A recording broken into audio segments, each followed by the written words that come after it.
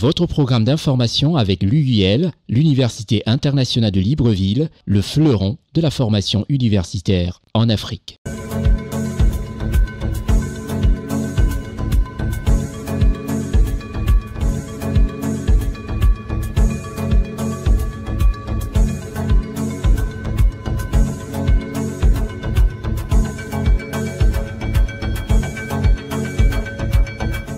Téléspectateurs du continent africain, téléspectateurs de la planète, merci de nous recevoir chez vous. Je suis Constieka.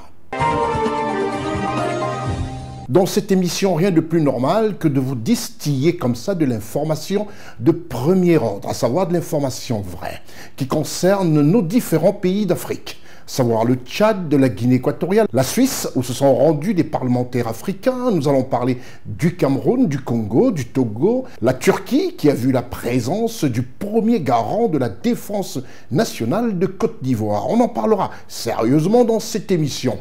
On parlera aussi de la Côte d'Ivoire et on vous proposera un grand format pour voir la réalité sur le terrain des actes posés par les meilleurs des nôtres qui font de la politique, de la vraie. Restez sur votre petit écran, vous avez fait le très bon choix.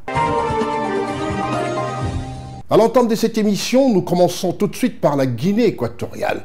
La Guinée équatoriale, qui est le pays dirigé par son Excellence Teodoro Obiang Nguema Bazogo. Ce pays hispanophone est un pays qui fait aussi comme ça un bond qualitatif économique dans la sous-région d'Afrique centrale, je dirais même, qui donne aussi du poids à l'Afrique. La 25e session ordinaire de la conférence des chefs d'État et de gouvernement de la communauté économique des États de l'Afrique centrale s'est tenue en Guinée équatoriale. Nos reporters y sont Gérard-Richard Guezo, Stéphane Négou, Marcel Bassolé à la post-production et Séverin Tchatchoua au réglage du son. La 25e session ordinaire de la conférence des chefs d'État et de gouvernement de la communauté économique des États de l'Afrique centrale s'est tenue le 18 octobre 2024 à Malabo, la capitale de la Guinée équatoriale. Le président de la transition, le général de brigade Brice Clotaire Oligui Nguema, s'est rendu à Malabo. Créée le 18 octobre 1983, la conférence des chefs d'État et de gouvernement de la communauté économique des États de l'Afrique centrale a célébré ses 41 ans d'existence lors de ce sommet des chefs d'État et de gouvernement des pays de l'Afrique centrale. Au menu des échanges, économie, industrialisation, mais surtout l'approfondissement de la coopération entre les États. Il a été notamment décidé de mettre en place un programme régional pour améliorer l'environnement des affaires en Afrique centrale, de l'organisation de l'exercice de la force multinationale de l'Afrique centrale 2024-2025, pour ne mentionner que cela a été organisé. Une visite enrichissante en enseignements et en décisions cruciales, en prélude à la tenue prochaine du référendum constitutionnel, dont la date a été fixée au 16 novembre 2024.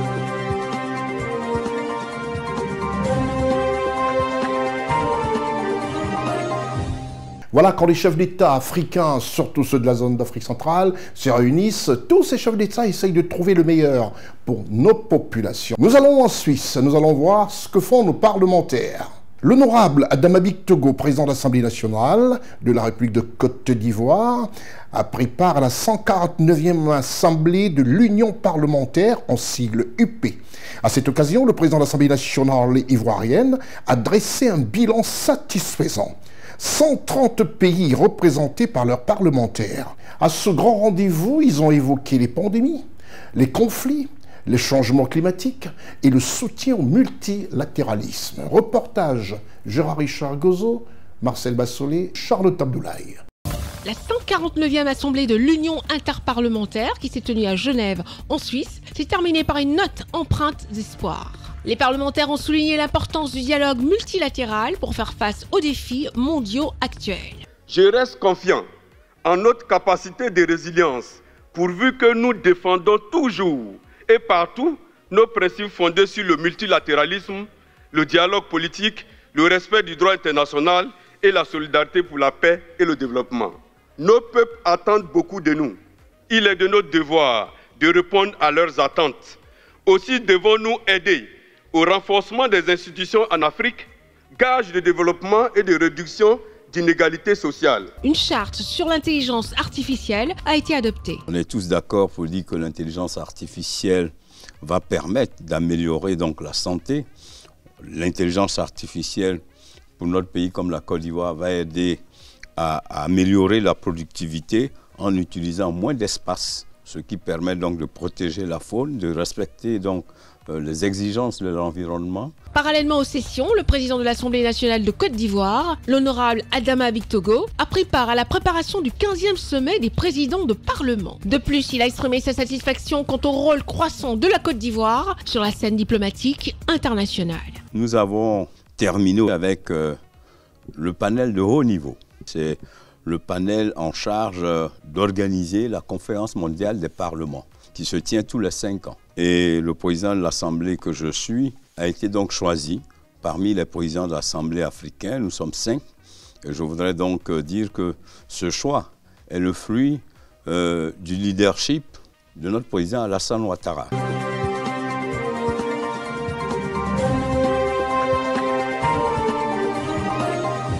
Nous quittons la Suisse pour le pays du patriarche. À 91 ans bien sonnés, le président de la République du Cameroun, son Excellence Paul Biya, a effectué un grand périple de travail qui l'a mené hors de son pays, le Cameroun, pendant une bonne période. Le chef de l'État camerounais est rentré au Cameroun le lundi 21 octobre, après un séjour de 49 jours qu'il a conduit en Chine, en France et en Suisse, avec des rencontres et des sollicitations pour le bonheur du peuple camerounais. Raoul Sonkwe, Stéphane Négou, Gérard Richard, Gozo Séverin Tchatchoua et Marcel Bassolé et la présence d'Éric Biquek ont suivi quand même, en dehors de cette arrivée que vous avez vue sur nombreux médias, quelques impressions des Camerounais sur ce séjour et ce retour au pays natal, ce retour au Cameroun du président de la République, son Excellence Paul Biya.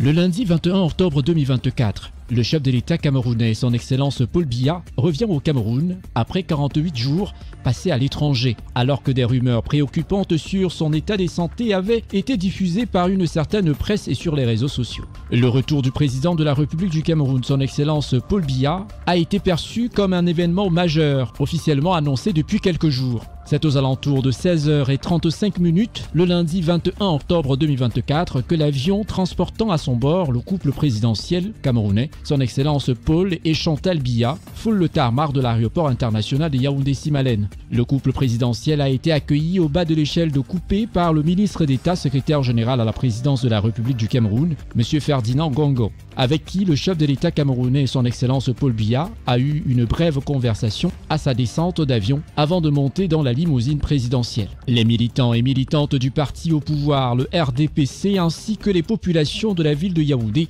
et ses environs donnent de la voix pour saluer de fort belle manière le retour du président de la République du Cameroun, chef de l'État, chef suprême des armées, son Excellence Paul Biya, au rythme des tam-tams et des you-you. Ceci tout le long de l'itinéraire qui va de l'aéroport international de Yaoundé-Simalène jusqu'au palais de l'Unité. Une arrivée qui met fin à la désinformation concernant l'état de santé du président de la République du Cameroun, son Excellence Paul Biya, dont certains esprits dissimulés l'annonçaient déjà comme décédé. Le président de la République du Cameroun, son Excellence Paul Biya, est de retour dans son pays natal. Fin des débats, la vie reprend son cours. Les équipes de CNN Télévision ont recueilli des avis des Camerounais concernant les informations diffusées par une certaine presse et sur les réseaux sociaux relatives au président de la République du Cameroun, son Excellence Paul Biya. Merci d'abord pour l'occasion que vous m'offrez en ce jour de dire quelque chose sur le retour triomphal de notre champion, de notre papa, le père de la nation, son Excellence Paul Biya, le président de ce pays, qui a tout donné à ce pays. Pour moi, c'était du vent. Je dis du pur vent. Parce que pour un papa de cet âge, qui a tout donné à ce pays depuis 1962, mais pour des détracteurs qui voulaient sûrement s'aimer la panique et le trouble dans ce pays, j'ai compris qu'il y avait un agenda caché derrière tout ce qui se disait. Parce que vous ne pouvez pas, au moment où le gouvernement ne vous dit rien, et vous agitez à annoncer que le président d'un pays comme le Cameroun est mort et rien ne se passe. Non, c'est pas possible. Ceux-là qui ont distillé cette fausse information, c'était pour troubler le peuple. Mais malheureusement pour eux, le peuple est mature et le peuple est derrière son président. Moi, j'ai fait plusieurs quartiers de cette ville de Douala en ce moment où ces rumeurs couraient, je peux vous rassurer que tous étaient peut-être inquiets, mais avaient une prière dans le cœur, que le président revienne en vie. Que le président revienne en vie et en santé. C'est l'un des plus grands architectes de ce pays, depuis la fondation jusqu'à ce jour. Il disait en 1985, je cite, « Il y a des valeurs qui valent le sacrifice de la vie. Et de toutes ces valeurs, rien ne vaut autant que l'homme. Et en l'homme, rien ne vaut autant que le bonheur auquel il aspire. Et qui ne peut trouver à se réaliser que dans une société capable d'assurer les conditions de sa propre existence. » C'est un homme de paix. C'est les apprentis sorciers, comme lui-même le dit si bien. Il en a encore au moins pour 100 ans. Là où habite la haine, réside la peur. On ne peut pas détester quelqu'un au point de lui vouloir la mort. On peut tout faire pour ne pas souhaiter la mort à quelqu'un. Je ne crois pas que le bien mérite tout ce qu'on a proclamé, tout ce qu'on a vilipendé partout. Vraiment, quoi qu'il ait fait, aucun homme n'est parfait.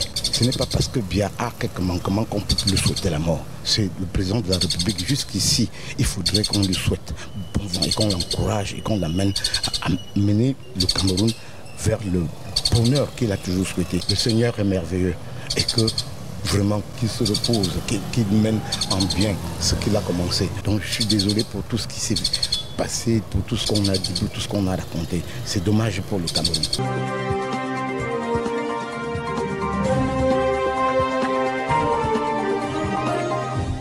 Après le Cameroun, j'ai toujours coutume de le dire, puisque nous parlons du climat, nous parlons du changement climatique, je vous permets un peu de survoler la forêt qui sépare le Cameroun d'un autre pays. Regardez cette très belle forêt. Je demande d'ailleurs à la post-production en full écran de vous montrer la forêt luxuriante, ces arbres qui séparent aujourd'hui deux pays d'Afrique équatoriale. Et quand on sent que c'est cette Afrique équatoriale qui est le berceau aujourd'hui de tout ce qu'il y a d'oxygène et qui peut réguler comme ça le climat, on peut simplement s'enorgueillir, nous, Africains. Nous allons au Congo, le pays dirigé par le président Denis Sassou Nguesso.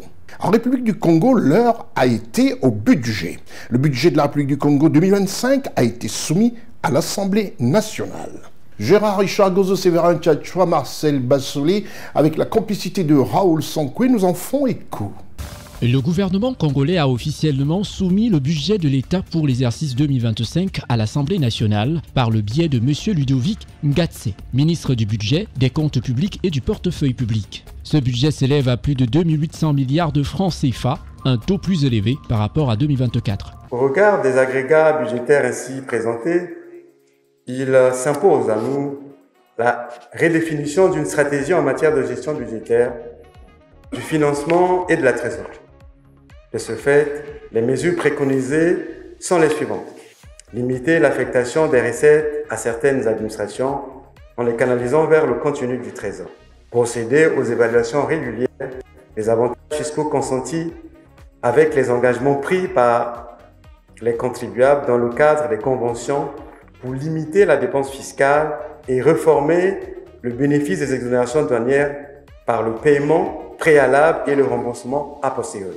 Étant donné les recommandations du Fonds monétaire international concernant le programme des réformes économiques et financières, le gouvernement congolais s'engage à améliorer les revenus fiscaux et douanières et à combattre la corruption à travers cette loi de finances pour l'année 2025. L'orientation de la politique budgétaire contribuerait à une amélioration de recettes fiscales et douanières de plus 286 milliards, soit plus 30% en 2025 par rapport à 2024, et une plus grande maîtrise des dépenses qui progresserait de 12,3% par rapport à l'année précédente, soit une augmentation de 255 milliards de francs CFA. Les députés ont également été informés que l'année 2025 sera caractérisée par le basculement total au mode de budget programmé dans le but de renforcer le contrôle budgétaire, la transparence de la gestion des fonds publics, l'efficacité et la transparence budgétaire.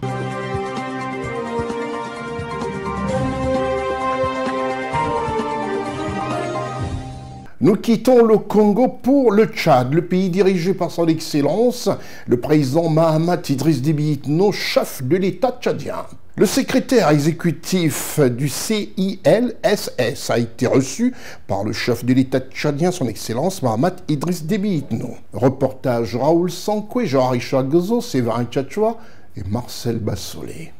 Le président de la République du Tchad et président en exercice du comité permanent inter-État de lutte contre la sécheresse dans le Sahel, son Excellence Mahamat Idriss Déby Itno, a reçu au palais Toumaï le docteur Abdoulaye Mouhamadou, secrétaire exécutif du SILS. Nouakchott, la capitale de la Mauritanie, sera au mois de novembre 2024 au cœur des deux événements majeurs, s'agissant du sommet des chefs d'État et de gouvernement du SILS et du forum de haut niveau sur le pastoralisme au Sahel, en accord avec la déclaration de Nouakchott, approuvée il y a 10 ans. L'objectif du déplacement du docteur Abdoulaye Mouhamadou à Djamena était de présenter au chef de l'État tchadien et président en exercice du SILS, son Excellence Mahamat Idriss Déby Itno, l'état de préparation de ces deux grandes rencontres. Le président de la République du Tchad, qui a toujours été préoccupé par les défis climatiques et environnementaux, ainsi que par les crises sécuritaires dans le Sahel, n'a pas manqué de donner des orientations très précises afin que l'issue de ces rencontres apporte un changement radical à la région.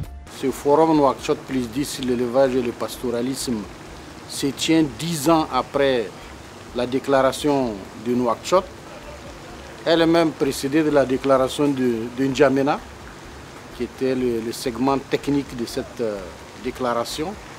Et cette déclaration avait permis de mobiliser les décideurs de la région et les partenaires techniques et financiers au profit de l'élevage et du pastoralisme.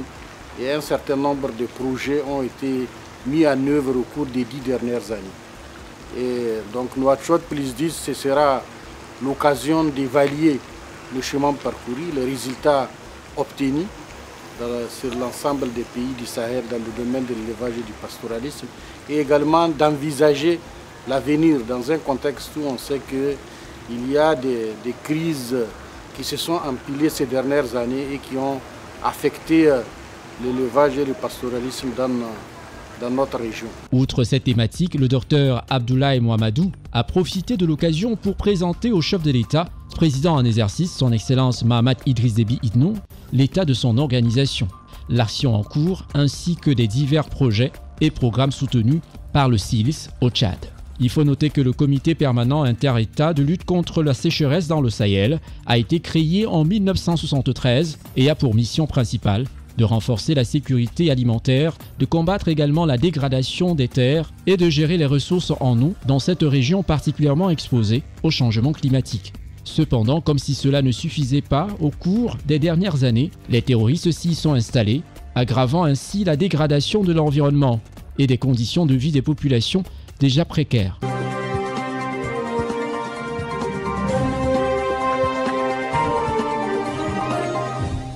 Après le Tchad, nous allons au Togo, le pays dirigé par son Excellence Faure Essossimba Yassimbe, l'un des plus jeunes en âge et les plus anciens dirigeants de pays africains. Mais très brillant. Ça fait plaisir de voir nos jeunes chefs d'État et des chefs d'État qui bougent et qui font de leur pays un pays attractif. Regardez aussi quelques images que nous présente comme ça Marcel Bassolé sur le Togo. Regardez ce pays. On y reviendra dans quelques instants pour vous présenter ce pays en 5 petites minutes, voire tous les atouts. Pour l'instant, place à une information particulière. Au Togo, le docteur Sandra Johnson a échangé avec le responsable du groupe 2 de la Banque mondiale. Reportage Raoul Sankoué, Gérard Richard Gozo, Marcel Bassolé, Séverin Tchatchoua. Le ministre secrétaire général de la présidence de la République et gouverneur du Togo, auprès de la Banque mondiale, le Dr Sandra Ablamba Johnson a reçu le lundi 14 octobre 2024 M. Abdou Salam Bello, administrateur du groupe Afrique 2 de la Banque mondiale, en fin de mandat. Cette rencontre qui intervient en prélude aux prochaines assemblées annuelles de l'institution qui se tiendront du 21 au 28 octobre 2024 à Washington est axée sur le bilan des activités du bureau de l'administrateur et de la revue des perspectives du partenariat entre le groupe de la Banque mondiale et le Togo. M. Abdou Salam Bello, administrateur du groupe Afrique 2 de la Banque mondiale, a exprimé sa satisfaction à l'égard de cette réunion dont l'objectif est de renforcer la coopération et de mobiliser davantage des ressources pour la réalisation des opérations au Togo. C'était vraiment un tour de table sur le portefeuille, mais aussi identifier quelles sont les perspectives, comment est-ce qu'on peut renforcer le dialogue, la coopération, afin de mobiliser plus de ressources pour le pays, et puis afin qu'on puisse aller plus vite dans la mise en œuvre des programmes et des opérations, afin qu'on puisse atteindre l'impact souhaité dans le cadre du programme national de développement du pays, porté par son Excellence, Monsieur le chef de l'État, et par sa vision. La coopération, elle est excellente, elle est très forte.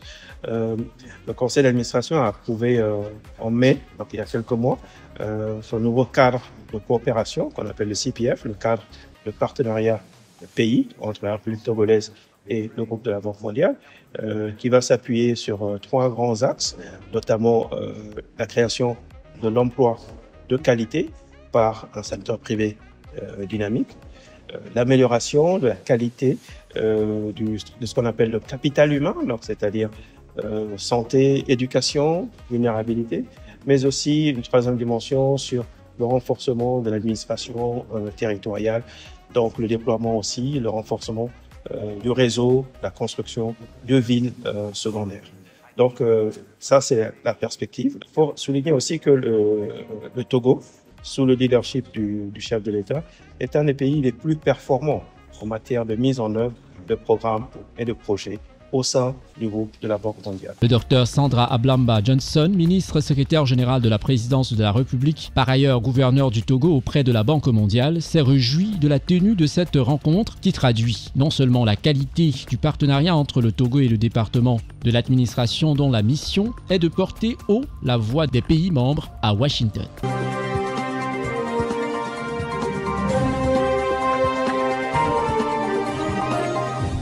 Et nous restons au Togo, je vous l'ai promis, c'est un des plus petits pays en superficie, en population, du côté de l'Afrique de l'Ouest.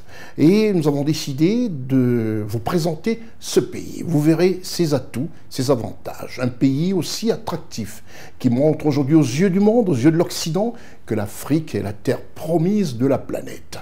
Reportage Constant Eka, Marcel Bassolé. Le Togo est un pays d'Afrique de l'Ouest situé dans le golfe de Guinée. Il est connu pour ses plages bordées de palmiers et ses villages au sommet des collines. La région de Cotomaco est habitée par les peuples des Batamariba, occupant des huttes en argile traditionnelle, ressemblant à des forteresses qui remontent au XVIIe siècle. La capitale Lomé est dotée d'un bazar sur plusieurs étages appelé Grand Marché, ainsi que du marché aux fétiches qui propose des remèdes et des talismans traditionnels en rapport avec le culte vaudou. La capitale du Togo est Lomé. Sa population est estimée à 8 849 000 habitants selon l'indice 2022 de la Banque mondiale. Sa superficie est de 56 785 km². Le Togo est un pays qui a un PIB, un produit intérieur brut, estimé à 9,1 millions de dollars américains, soit 5 522 milliards de francs CFA, selon l'indice 2023, avec un PIB par habitant de l'ordre de 998 $ US, qui croît au rythme de 2,3% par an. Le Togo figure parmi les pays les moins avancés, en sigle PMA. Situé sur la côte ouest de l'Afrique, le Togo est bordé par le Ghana, le Bénin et le Burkina Faso. Le taux de pauvreté est nettement plus élevé dans les zones rurales, à savoir 58,8% par rapport aux zones urbaines, 26,5%.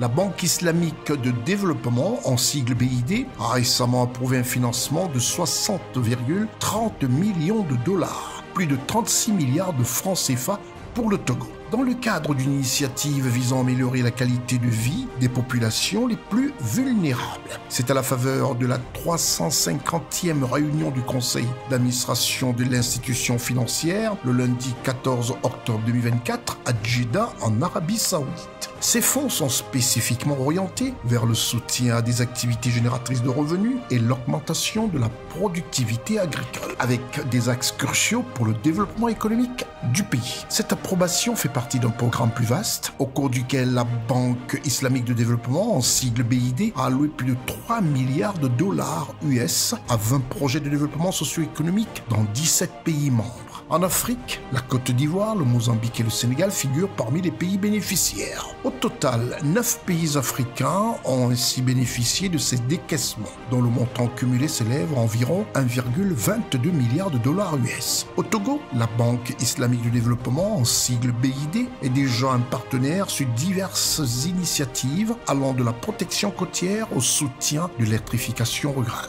La Banque islamique de développement, en sigle BID, avait désigné signé un accord avec l'International Islamic Trade Finance Corporation, en sigle ITFC, filiale de la Banque Islamique de Développement, ouvrant la voie des financements de 250 millions de dollars US pour le profit de 3 secteurs, à savoir l'énergie, l'agriculture et le développement du secteur privé. Le 26 mars 2024, le Parlement a voté un changement de constitution pour passer d'un régime présidentiel à un régime parlementaire, dans lequel le président ne sera plus élu au suffrage universel, mais désigné par le Parlement. Le pays est passé avec brio d'un régime présidentiel à un système parlementaire. L'économie du Togo repose essentiellement sur la culture vivrière, qui représente l'activité de 65% des travailleurs. Le reste de la main-d'œuvre, 30%, vit de la culture du cacao, du café, du coton, mais surtout des mines, des roches phosphatées qui sont vitales au pays. Le Togo est d'ailleurs le 5e producteur mondial de roches phosphatées. Le pays est au palmarès des 7 premiers producteurs africains de coton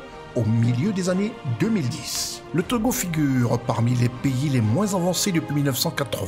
En 2022, il affiche un IDH de 0,547, le classant au 163e rang. À l'instar de nombreux pays africains, à savoir le Sénégal, l'île Maurice, la Namibie, le Togo s'est doté d'une zone franche dès la fin des années 1980. Ainsi, dans cette zone sont implantées des sociétés pharmaceutiques, des fabricants d'huile végétale, des assembleurs informatiques, des distributeurs de produits cosmétiques, des prothésistes dentaires ou des entreprises de transport routier. Le port de Lomé est un port en eau profonde dans la sous-région ouest-africaine. Il est donc doté d'une zone franche qui ne cesse de se développer rapidement. Le trafic conteneurisé, c'est-à-dire par conteneur, à Lomé a doublé en 3 ans pour atteindre 212 000 équivalents 20 pieds. Le port de Lomé couvre les besoins de nombreux pays comme le Niger, le Mali ou le Burkina Faso. Ce projet doit permettre d'accueillir les navires de grande capacité et d'attirer ainsi le flux en transbordement, notamment ceux en provenance d'Asie. Le Togo fait partie de la communauté économique des États de l'Afrique de l'Ouest, en sigle CEDEAO,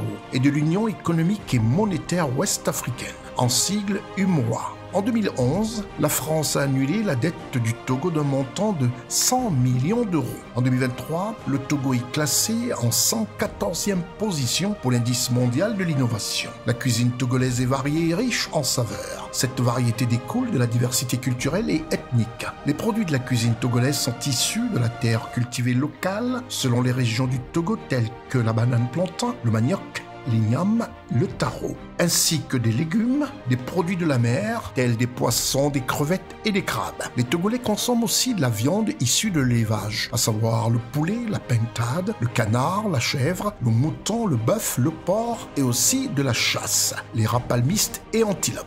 Les plats principaux que l'on trouve au Togo sont l'akoumé, une pâte à base de différents céréales dont la principale est le maïs, accompagnée généralement d'une sauce avec des feuilles, l'adémé, le mboma, le gombo, le kodoro, que sont les feuilles de baoba. Le foufou, le taro est principalement l'igname cuite pilée accompagnée d'une sauce tomate ou d'une sauce d'arachide. L'ayimoulou, un plat composé de riz et d'haricots. Il est souvent accompagné de sauce tomate et piment, ainsi que du poisson frit, des œufs bouillis, du wangashi qui n'est autre que du fromage local, frais et bien d'autres accompagnements au choix. Le président de la République togolaise est bel et bien son Excellence Faure Essosima Yassimé.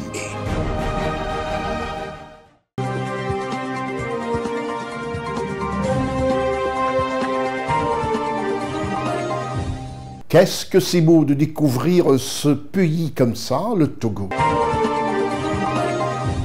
Avant de nous rendre en Turquie pour voir les prouesses au quotidien du ministre d'État, ministre de la Défense de Côte d'Ivoire, nous restons d'abord en Côte d'Ivoire pour voir le baptême de ce 6e patrouilleur qui est chose effective dans les eaux de Côte d'Ivoire. La Défense se dote du 6e patrouilleur du nom de Vaillance, conçu en Israël.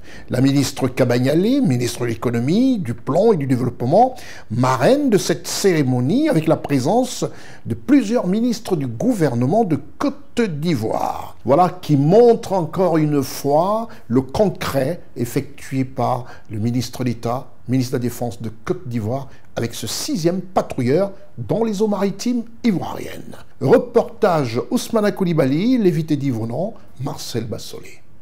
La cérémonie de parrainage et de baptême du patrouilleur de haute mer Vaillance a été présidée par M. Téné Birahima Ouattara, ministre d'État et ministre de la Défense de Côte d'Ivoire, en présence de Mme Nialé Kaba, ministre de l'Économie, du Plan et du Développement, qui est également marraine du patrouilleur Vaillance. Par ce geste, la marraine de ce patrouilleur, Mme Nialé Kaba, ministre de l'Économie, du Plan et du Développement, a procédé au baptême du navire avant qu'il ne prenne la mer, comme le veut la tradition dans toutes les marines du monde.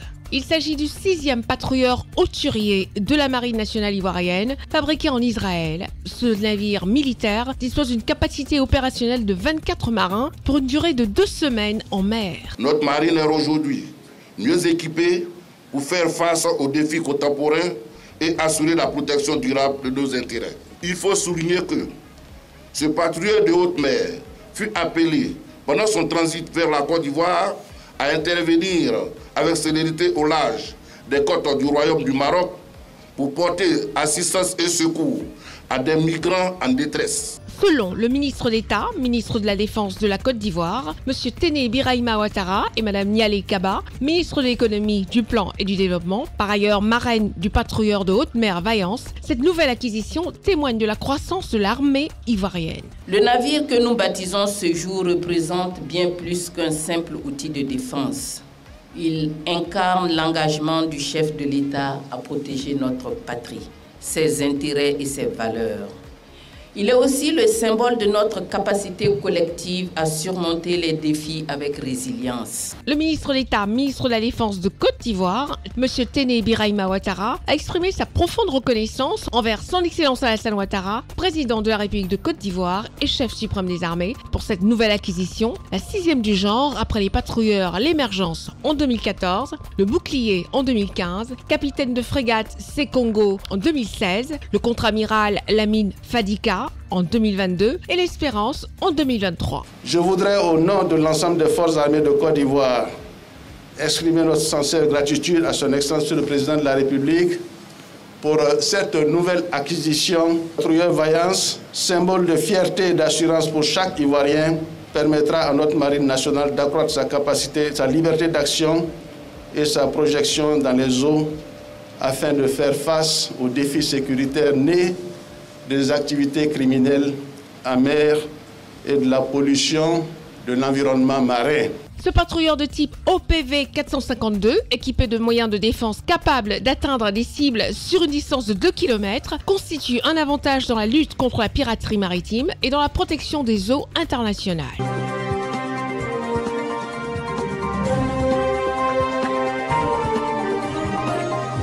Et en Turquie, le premier de la classe en matière de défense nationale, le ministre d'État, ministre de la Défense, M. Téné Birahima Ouattara, s'est rendu. La raison, elle est simple, c'est uniquement de prendre part à la 4e édition du Salon international de la défense et de l'aérospatiale, en sigle SAHA.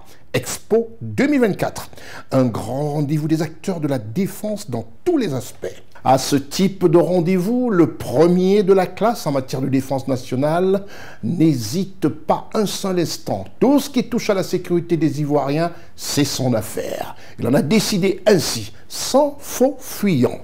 Reportage Charlotte Abdoulaye, Marcel Bassolé, Gérard Richard Gozo, Séverin Tchatchoua. M. Téné Birahima Ouattara, ministre d'État et ministre de la Défense de la Côte d'Ivoire, est arrivé en Turquie le lundi 21 octobre afin de participer au célèbre Salon international de la défense et de l'industrie aérospatiale. La 4e édition du Salon international de la défense et de l'aérospatiale débute officiellement le 22 octobre 2024. En plus de cette exposition, le ministre d'État et ministre de la Défense de la Côte d'Ivoire, M. Téné Birahima Ouattara, a eu un programme chargé comprenant une réunion de travail avec l'ambassadeur de Côte d'Ivoire en Turquie et des rencontres stratégiques avec 2 entreprises turques de l'industrie de la défense. SAHA Istanbul, le plus grand cluster turc et d'Europe, organise chaque 2 ans le Salon international de la défense et de l'industrie aérospatiale, offrant ainsi une vitrine de l'innovation et de la technologie dans le domaine de la défense.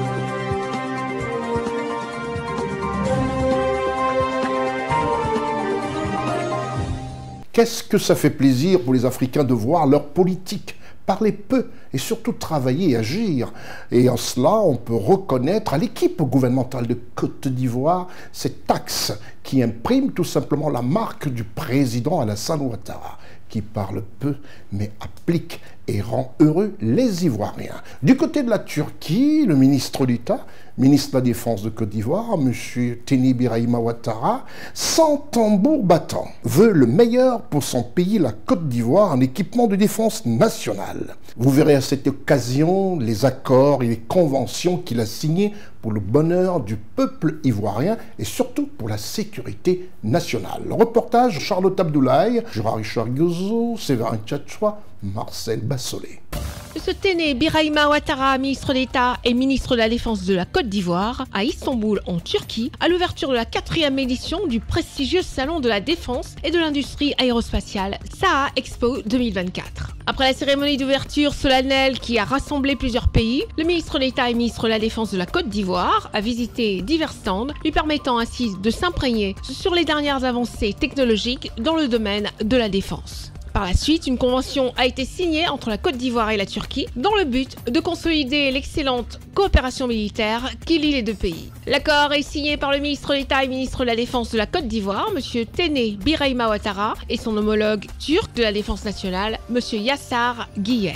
Nous avons signé un accord de coopération militaire, accord à travers lequel nous pourrons envoyer des sous-officiers et des officiers de l'armée ivoirienne en formation ici en Turquie.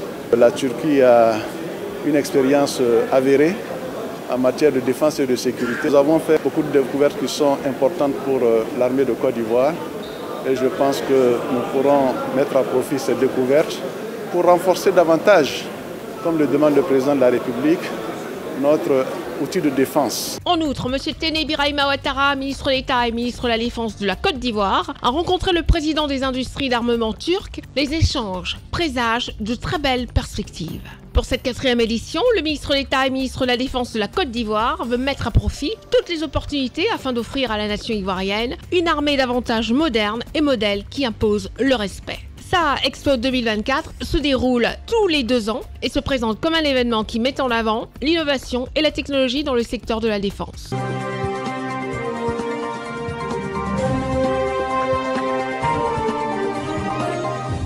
Nous quittons la Turquie pour le Cameroun, ce pays continent qui envahit un tout petit peu la toile ces derniers temps par de nombreux soubresauts. Mais sur CNN, on a décidé de prôner l'information vraie, essayer tout simplement de redonner du baume au cœur à tous les habitants africains par leurs informations, des informations qui touchent leur pays et surtout qui donnent un peu une fierté et une envie de vivre à tous et à chacun. Au Cameroun, la 3e édition 2024 de l'Assemblée générale thématique a été parrainée par le premier responsable de la santé dans ce pays continent, le ministre du tutelle, le docteur Manaouda Malachi. Et dans ce pays continent, toute la grosse équipe de CNN Cameroun, dirigée par Stéphane Négou, avec la complicité de Richard Gozo, Séverin Tchatchoua et Marcel Bassolé, sans oublier Raoul Sankoué, ont été sur place et nous en font écho. La 3e édition de l'Assemblée générale thématique de l'Association de distribution pharmaceutique africaine s'est ouverte ce 22 octobre 2024 à Douala, capitale économique du Cameroun. La dite assemblée a été présidée par le ministre de la Santé publique, le Dr Manaouda Malachi, par ailleurs parrain de cette autre édition adossée sur le thème « Disponibilité et amélioration de l'accès aux médicaments de qualité pour les populations africaines ». Le patron de la santé publique au Cameroun, devant le président de la dite association, M. Lassin Senadi, de la vice-présidente, le Dr Jomo Yolande, ainsi qu'un parterre d'experts et de spécialistes de la distribution venus de plusieurs pays d'Afrique, a salué cette belle initiative qui permettra aux pays africains d'assurer l'autonomisation de la production des médicaments et la mise en place de la couverture santé universelle au Cameroun. En effet, la capacité à distribuer efficacement des médicaments de qualité est primordiale pour garantir, vous le savez très bien, l'accès aux soins. Il ne échappe certainement pas que l'accès aux soins de qualité partant aux médicaments est un droit fondamental et qu'il est inacceptable que des millions d'Africains encore soient privés de soins en raison de la pénurie ou de la mauvaise qualité des médicaments sur le marché. Le thème principal de cette assemblée thématique, je l'ai retenu, la distribution pharmaceutique, disponibilité et amélioration de l'accès aux médicaments de qualité en Afrique, je crois que c'est cela, résonne donc particulièrement dans le cadre de la mise en œuvre de la couverture santé universelle, notamment au Cameroun. Car nous savons tous que la distribution pharmaceutique est un pilier fondamental dans l'amélioration des systèmes de santé en Afrique. Pour que l'accès aux médicaments ne soit pas un privilège, mais un droit pour chaque citoyen, il est nécessaire de mettre en place des chaînes d'approvisionnement robustes, transparentes et efficaces. La tenue de la 3e édition de l'Assemblée générale de l'Association de distribution pharmaceutique africaine a pour objectif de faire le bilan de l'année écoulée et d'échanger sur les voies et moyens pour améliorer l'accès aux médicaments pour les populations africaines. Pendant 2 jours, les échanges seront axés sur la distribution pharmaceutique et sur les risques, mais aussi et surtout les opportunités auxquelles sont confrontées les chaînes d'approvisionnement pharmaceutique en Afrique. Nous pensons dans notre stratégie avec le ministère de la Santé, le Premier ministère, bref avec les autorités, pouvoir nous projeter dans les 5-6 prochaines années, atteindre au moins 15% d'autonomie. Pour cela, nous avons une grosse activité que nous allons mener en juin, toujours à Douala, dans ce cadre-là. Aussi bien pour la production des médicaments à base de plantes et aussi bien les médicaments chimiques conventionnels. Pour le docteur Njomo Yolande, présidente directrice générale de SIAP Pharma et vice-présidente de l'Association de distribution pharmaceutique africaine, le lancement de la 3e édition de l'Assemblée générale thématique de l'Association de distribution pharmaceutique africaine est déjà un début de satisfaction vers les différents défis à relever lors des différents échanges pour l'amélioration de l'accès aux médicaments en Afrique en général et au Cameroun en particulier. Ce grâce à un partenariat public-privé. C'est un sentiment de satisfaction. Vous avez bien vu que le ministre a porté un intérêt au thème principal. Il est parvenu parce qu'au jour d'aujourd'hui, rendre la disponibilité des médicaments, c'est du ressort du public et du privé. Donc c'est un sentiment de satisfaction que j'ai. Et vous avez vu plusieurs acteurs de la santé, les gens qui viennent des différents pays africains. Donc c'est un début, un mouvement associatif qui réunit un ensemble d'Africains. C'est déjà un bon début. Une 3e édition qui démarre bien pour les prestataires du domaine pharmaceutique venus présenter au grand public des médicaments de qualité. C'est avec un grand plaisir que l'ADPR a choisi le Cameroun, pays fondateur de l'association, pour organiser sa 3e assemblée thématique après le succès de celle de Kigali et de celle de Dakar. Kigali en 2023, Dakar en juin 2022. À cette occasion, nous adressons nos vifs remerciements. Les échanges de cette 3e édition permettront à l'Association de distribution pharmaceutique africaine, en partenariat avec les autorités des différents pays du continent africain, d'assurer un accès facile aux médicaments de qualité aux populations.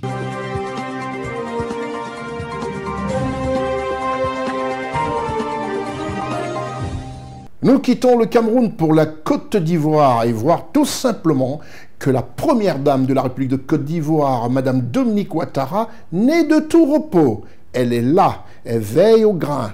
Quand on parle de l'enfance, on trouve toujours présente Madame Dominique Ouattara pour leur défense.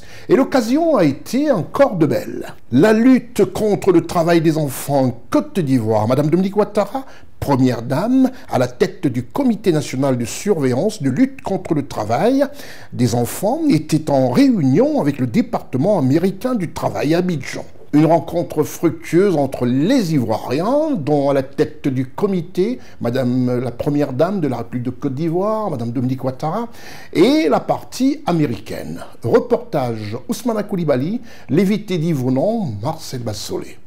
Madame Dominique Ouattara, première dame de Côte d'Ivoire, a présidé une réunion de haut niveau axée sur la lutte contre le travail des enfants le mardi 22 octobre 2024 à Cocody. Cette rencontre s'est faite en présence de Madame Thea Lee, sous-secrétaire adjointe chargée des affaires internationales du département du travail des États-Unis. Il est essentiel de ne pas abandonner car la menace persiste. La première dame de Côte d'Ivoire, Madame Dominique Ouattara, présidente du comité de surveillance des actions de lutte contre le travail des enfants, partage cette conviction avec le département du travail des États-Unis d'Amérique. Le département du travail des États-Unis et les gouvernements de la Côte d'Ivoire et du Ghana ont une longue histoire de partenariat sur cette question. Je tiens à féliciter les deux gouvernements pour leurs efforts continus en faveur du progrès et du changement significatif visant à améliorer la vie des enfants, des familles et des travailleurs vulnérables dans leurs pays respectifs. Bien que des avancées aient été réalisées, USDOL réclame davantage d'efforts à la Côte d'Ivoire dans ce dernier rapport de travail des enfants. Les recommandations formulées à cet effet portent notamment sur les secteurs de l'éducation et de la protection sociale.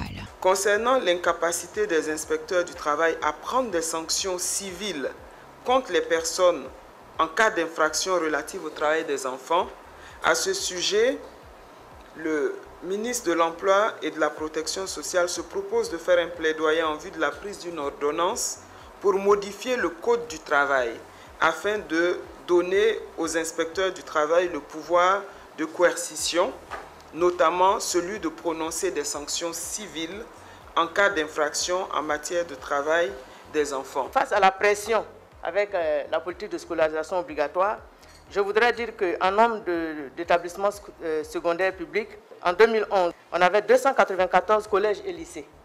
Mais les efforts fournis sont tels qu'en 2024, nous avons 902 collèges et lycées. Ça veut dire qu'on est passé du simple au triple. Ce sont des efforts à considérer. Quant à Madame Dominique Ouattara, première dame de Côte d'Ivoire, elle assure que les mesures de répression vont s'accentuer. Concernant l'augmentation du nombre de brigades de la police criminelle en charge de la lutte contre le travail des enfants et de la délinquance juvénile, nous avons déjà pris en compte ce point par la création de 6 antennes équipées de véhicules et de matériel d'intervention à travers le pays. Bien entendu, nous continuerons à plaider pour l'augmentation de ces brigades afin de combattre plus efficacement la traite et le travail des enfants en Côte d'Ivoire. Je me réjouis que les discussions soient entamées pour lever tous les points de désaccord afin que ce protocole soit signé dans un bref délai. À cet effet, je souhaite vivement que toutes les parties prenantes dans un esprit constructif fassent des concessions afin que la mise en œuvre de ce protocole aboutisse pour le bien-être de nos enfants. Le Ghana, autre pays grand producteur, sera associé à ce nouveau cadre d'action en discussion. En 2023, il y a eu plus de 3000 enfants qui ont été victimes de travail en Côte d'Ivoire et plus de 1000 trafiquants qui ont été arrêtés.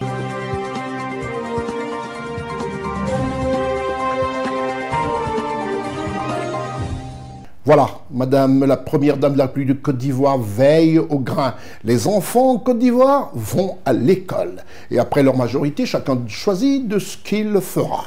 Pour l'instant, ce qu'ils feront après leurs études, après leur bac, direction le Gabon pour l'Université internationale de Libreville, qui est cette université qui a décidé de faire les choses autrement, à savoir former la jeunesse, les étudiants, pour être tout de suite aptes au travail, c'est-à-dire rentrer dans la vie professionnelle. Un clin d'œil à notre partenaire officiel. L'Université internationale de Libreville, reconnue d'utilité publique grâce à son partenariat avec l'État, est un établissement privé d'enseignement supérieur à vocation scientifique et technologique composé, entre autres, de l'École polytechnique de Libreville, de la Faculté de droit et des sciences politiques, de l'Institut international de recherche biomédicale et biotechnologie, de l'Institut supérieur de gestion et d'économie appliquée. Et sa toute nouvelle école de médecine et de pharmacie. Son ouverture sur le monde du fait de ses partenariats avec les prestigieuses universités et institutions internationales lui permettent de s'arrimer à plusieurs systèmes de formation et de délivrer des diplômes reconnus. DUT, licence, ingénieur, master recherche et professionnel, exécutive MBA, doctorat. Venez vous former à l'exécutive MBA de l'UQAM Canada au métier de l'économie, gestion, du droit et de la science politique de l'industrie médicale et pharmaceutique. Devenez technicien supérieur ou ingénieur à l'Université internationale de Libreville, le fleuron de la formation universitaire en Afrique. Inscription ouverte pour l'année universitaire 2024-2025. Voilà un élément qui prouve encore qu'en Afrique, plus besoin d'aller au Canada, d'aller en France, d'aller un peu partout. Restons à côté de nos parents et faisons des brillantes études, comme c'est le cas de cette université de Libreville, à savoir l'UIL. Je vous retrouve juste après la réclame. C'est l'heure consacrée à tous qui ont décidé de ne pas être tartuffes, à savoir l'heure consacrée au grand format. Et nous avons décidé dans ce grand format de nous focaliser, c'est d'ailleurs un tout petit peu récurrent désormais dans les précédentes émissions, et ce sera comme ça dorénavant, de présenter aux Africains, à tous qui nous regardent à travers ce programme, les réalités vraies, et non la politique de parole, la politique efficace sur le terrain, comme le pratiquent certains dirigeants dans certains pays. Et le pays choisi est la Côte d'Ivoire. Vous verrez comment, en Côte d'Ivoire, tout ce qui se dit se fait. Plus de paroles politiciennes. En Côte d'Ivoire, le gouvernement, sous la pulsion du président de la République, son Excellence Alassane Ouattara, dit des choses qu'ils feront, dit des choses qu'ils font, et souvent n'en parle même pas quand c'est fait. À qui revient le droit? Aux médias. Et s'il en a décidé comme ça d'être un peu cette voix qui vous propulse un tout petit peu tout ce que fait le gouvernement en Côte d'Ivoire, c'est l'heure du grand format. Dans ce grand format, les équipes dirigées par Ousmane Coulibaly, Lévité Divonan, ont sillonné la Côte d'Ivoire et vous verrez que pensent les Ivoiriens au sujet de l'augmentation des salaires et ainsi que de l'augmentation de la pension de retraite pour tous nos octogénaires, pour tous nos sexagénaires, et je dirais plus. Dans les rues d'Abidjan, l'équipe de CNN vous présente le grand format.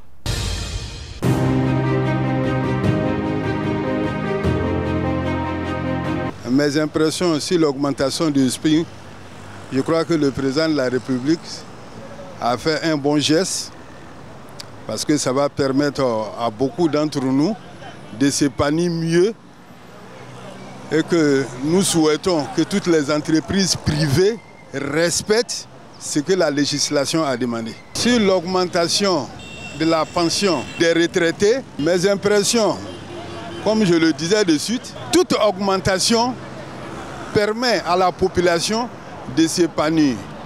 Et je crois que le président pensait à ça, c'est nous dire qu'il fait partie de la population et qu'il connaît la souffrance de la population. De mes impressions faites de l'augmentation du SMIC fait par le président de la République, je trouve déjà c'est une avancée dans le milieu du travail, même si cela n'est pas vraiment énorme, mais quand même ça montre une projetée du gouvernement de toujours prendre en compte les travailleurs, qu'ils soient du secteur privé et du secteur public. Concernant l'augmentation de la pension des retraités, je trouve qu'elle n'est pas vraiment assez, elle n'a pas été augmentée, c'est vraiment très peu. Et il faudrait vraiment revoir ça, puisque le coût de la vie ne fait que augmenter. Et aussi, sachant que déjà les retraités, la majorité ont des maladies, donc pour pouvoir aussi se prendre en compte, il faudrait revoir aussi leurs différentes pensions. Mes impressions sur l'augmentation des SMIC fait par le président de la République, d'abord c'est bien. Voilà, c'est une bonne chose. Bon, personnellement, je vois que c'est un peu encore bas. Voilà, c'est un peu encore bas. Vu l'état actuel des choses, vu le coût élevé des choses, voilà, je trouve, pour moi personnellement, je trouve encore que le SMIC est encore bas. L'augmentation de nos parents, ça, c'est une très bonne chose. Parce qu'actuellement, vraiment, les vieux, ils en ont besoin. Les impressions sur l'augmentation du SMIC faite par le président de la République, c'est déjà très bon. Dans toutes les façons, quand un enfant il naît, il fait 4 pattes et puis il avance. Déjà, c'est déjà pas majeur parce que de 60 000, on passe à 75 000, c'est déjà pas majeur, même si ça ne couvre pas les dépenses aujourd'hui. L'augmentation du salaire des retraités, des pensions des retraités par le président de la République est une très très bonne chose. C'est une très bonne chose parce que quelqu'un peut passer sa vie, 35 ans, 40 ans de sa vie, et puis venir percevoir des salaires misérables. Moi, mon papa, il était un directeur de Côte d'Ivoire Télécom au temps. Mais après sa pension, ça tournait entre 62 000 et quelques. Aujourd'hui, moment s'est débrouillé avec n'est plus. Dieu merci que le président de la République a pensé à ça et puis augmenter. Mes impressions sur l'augmentation des salaires de base faite par le président de la République, bon, je pense que c'est une bonne chose parce que ça permet aux fonctionnaires, aux travailleurs du privé comme du public de pouvoir bien s'en sortir. Même s'il s'agit d'une augmentation sur le marché des vivriers ou bien le transport, ils peuvent bien s'en sortir. L'augmentation de nos parents retraités, des pensions de nos parents retraités, faite par le président de la République, je pense que ça aussi c'est bon. C'est bon parce que quand une grande personne est assise à la maison, sincèrement dit, en voyant ces augmentations, ça peut les faire oublier beaucoup de choses. On remercie le président de la République pour ces genres de choses parce que moi je pense que c'est une bonne chose au fait. Mes impressions d'augmentation des salaires de base, en tout cas je remercie encore le président de la République. C'est une bonne initiative de prendre envers les travailleurs pour pouvoir encore se développer en fonction de le salaire, la nourriture et puis le transport. En tout cas c'est une bonne chose pour le même. L'augmentation des salaires de nos parents retraités, je pense que c'est une bonne chose faite par le président de la République. Nous l'encourageons encore à continuer comme ça. L'augmentation du SMIC faite par le président de la République, en tout cas, nous a fait beaucoup plaisir. Parce qu'avant, on était à 36 000, ça nous fatiguait beaucoup. Depuis qu'ils ont augmenté à 60 000, en tout cas, on était soulagés. Et après, ils ont fait à 75 000, je crois. C'est très bon, on a apprécié. L'augmentation des pensions de nos parents, nous sommes très contents. Quand nous, on a appris, on était très heureux. Parce que nos parents souffraient. Et puis, ce qu'ils gagnaient là, ça ne valait rien. Mais ce qu'ils gagnent maintenant, c'est que tous les retraités, en tout cas, ils sont contents. L'augmentation du SMIC du président de la République a été bien fait et ça a été bien donné. Et nous remercions le président de la République pour que ça puisse continuer encore plus, à augmenter encore plus encore.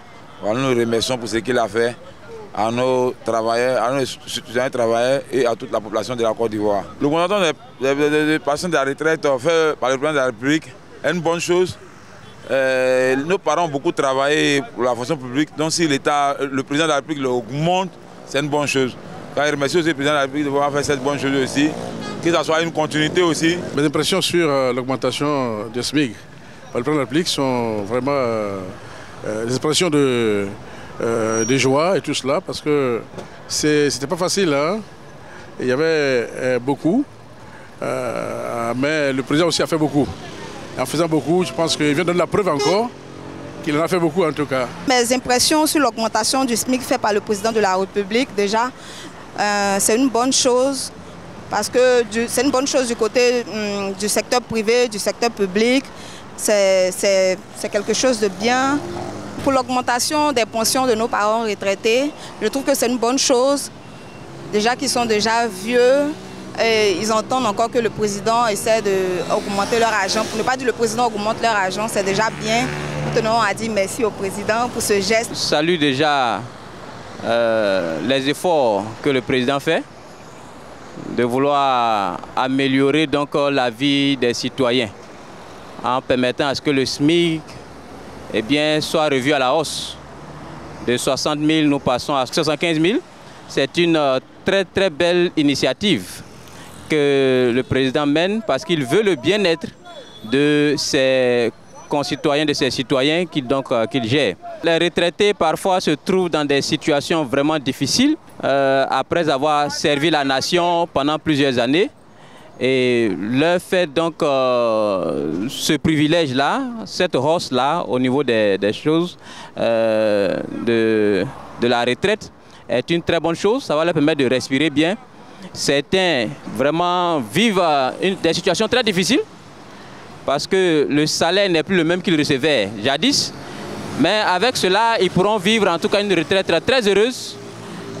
Nous prions que les choses aillent encore pour le mieux. C'est déjà une bonne initiative du fait que le président de la République a augmenté le SMIC. C'est déjà une bonne initiative. C'est encourageant et nous épousons cette idée. L'augmentation des pensions des retraités, c'est quelque chose à féliciter.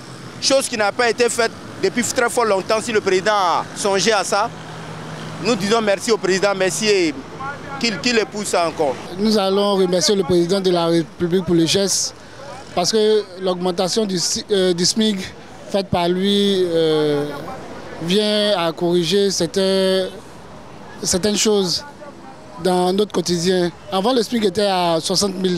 Et maintenant, ça est passé à 75 000. Et pour cela, je tiens à féliciter le président de la République pour ces gestes. L'augmentation de la pension des parents retraités est un truc à saluer. Parce que déjà, retenons que nous sommes en Afrique. Et en Afrique, il y a toujours cette notion de famille nombreuse. Le parent, bien qu'à la retraite, souvent confronté à héberger certaines personnes, l'augmentation donc de la pension vient, si je peux le dire ainsi, soulager un peu la poche du pensionnaire que sont nos parents. L'augmentation du SMIC faite par le président Alassane Dramane Ouattara, c'est quelque chose de bon. L'augmentation est faite par le président Alassane Dramane Ouattara est la bienvenue. On lui dira merci. Mais on souhaiterait qu'aujourd'hui nos parents aillent aisément récupérer leur argent sans difficulté. Nous disons merci à Dieu pour l'augmentation du SMIC faite par le président de la République. Je pense que c'est une très bonne chose. Il a pensé à son peuple ivoirien qu'il l'aime beaucoup. Nous lui disons merci pour tout ce qu'il fait pour la Côte d'Ivoire et pour tous les habitants de ce pays. Les retraités, vous savez qu'aujourd'hui, ils sont diminués physiquement. Ils n'ont rien. Mais si aujourd'hui le président de la République fait une augmentation pour qu'ils puissent améliorer leurs conditions de vie, nous voulons lui dire merci. Tout simplement merci.